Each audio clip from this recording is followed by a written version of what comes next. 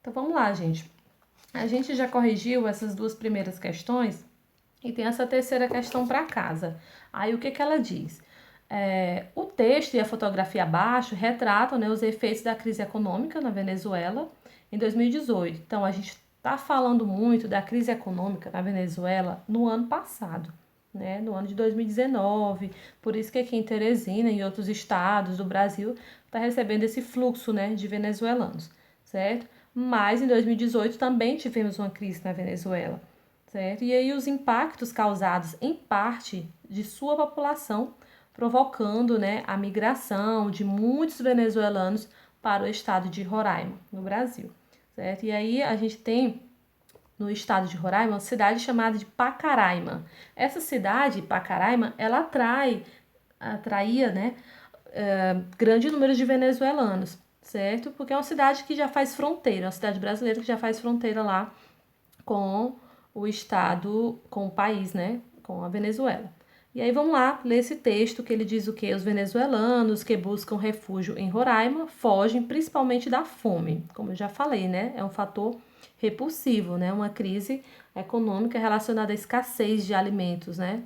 Mas não é só isso. Eles também querem escapar da severa escassez de remédios, da instabilidade política e de uma inflamação galopante de 700% na Venezuela. Inflação. Galopante de 700% na Venezuela, que corrói a moeda e faz com que cada vez mais pessoas busquem comida no lixo, certo? Então, é muito triste a situação da Venezuela, né?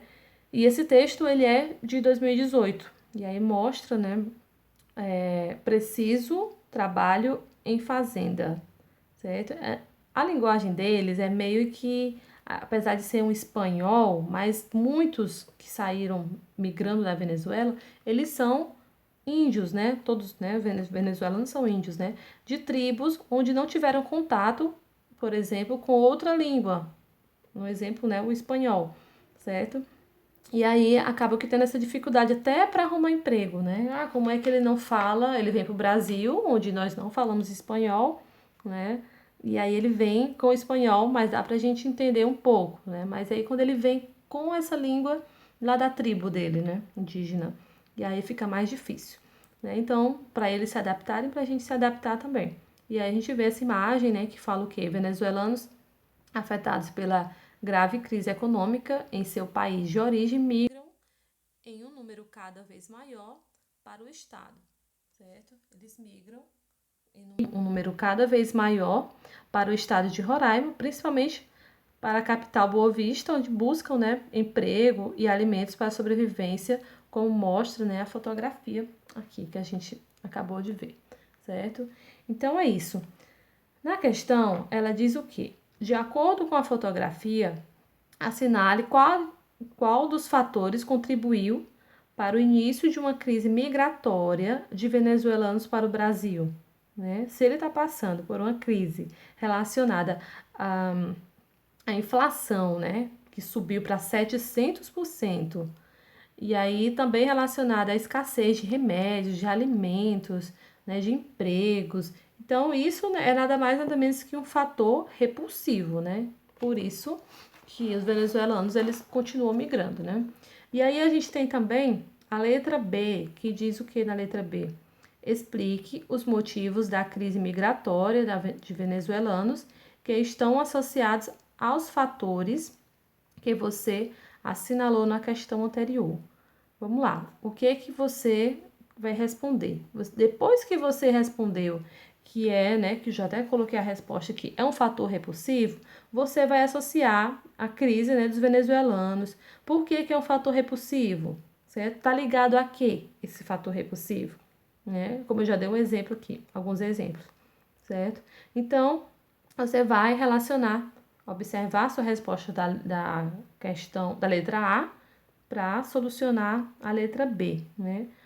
Quais são essas questões? O que que causou isso tudo, né? Essa migração está associada a quê? Já falei que está associada a um fator repulsivo. Mas quais são os fatores repulsivos? Aí você volta lá no mapa ou volta lá no livro que você vai entender. Lá no mapa mental, você vai entender melhor, certo? E aí a gente tem a quarta questão. Quarta questão diz o quê? Na página 421, vamos lá voltar na página 421. A gente tem esse texto, certo? A gente tem um texto que fala: haitianos são maioria entre os imigrantes no mercado formal brasileiro, certo? Aqui em Teresina, a gente não tem um grande número de haitianos. Uma certa vez eu estava no Rio Grande do Sul e lá na praça, né, uma praça pública em Porto Alegre, tinha um grande número de haitianos. Você já deve ter visto um ou dois, até sem saber se eles são haitianos ou não. Eles passam muito em churrascaria, pizzarias, vendendo tênis, por exemplo, certo? Vendendo tênis, passam de mochila vendendo. E são esses trabalhadores informais haitianos que estão aqui, né? Também em um número menor, um número bem menor, aqui no Piauí, mas em vários outros estados do Brasil eles estão com mais frequência. E aí sim, depois que você analisou o texto, né, que ele revela o quê? Os haitianos são destaque entre os migrantes no mercado formal do Brasil, de acordo com o texto, quantos haitianos trabalhavam formalmente no nosso país em 2016? E que quantidade eles representavam do valor desse tipo de trabalho, certo? E aí você vai encontrar, desse tipo de trabalhador, perdão, você vai encontrar lá no texto, né, falando a respeito, né, dos haitianos aqui no Brasil, certo?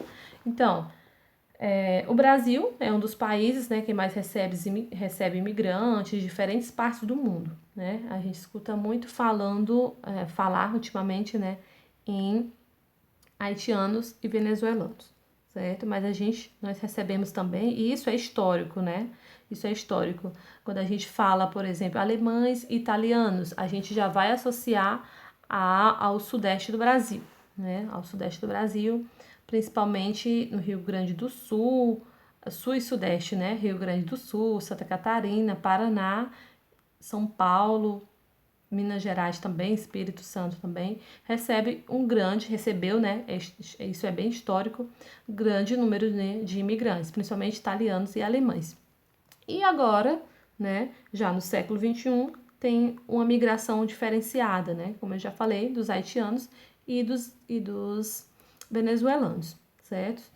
Buscando a mesma coisa. Só que na Venezuela está relacionada à questão mesmo econômica, socioeconômica. No Haiti, eles migraram, principalmente fugindo, né? Também relacionada a questões econômicas, mas principalmente a catástrofes ambientais, certo? Então vamos lá, eu quero que vocês coloquem na página 422, que tem 3 anúncios que é importante a gente analisar. O que o primeiro anúncio fala? Guerra, violência e perseguição elevam deslocamentos forçados a um nível sem precedentes, certo? Então, é o que? É um fator repulsivo, são fatores repulsivos, né? Guerra, violência, perseguição, certo? Então, ela acaba, sim, forçando a população a se deslocar, né? Forçando de forma mesmo, no nível bem elevado, né? Por isso que a gente está observando essas questões relacionadas a refugiados, por exemplo, né? Aos refugiados.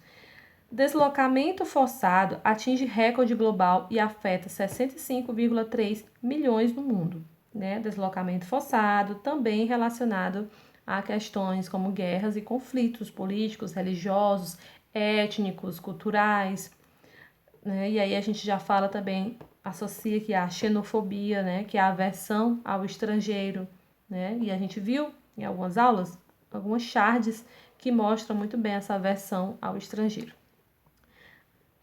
E os conflitos e desastres forçaram 31 milhões a saírem de suas casas em 2016.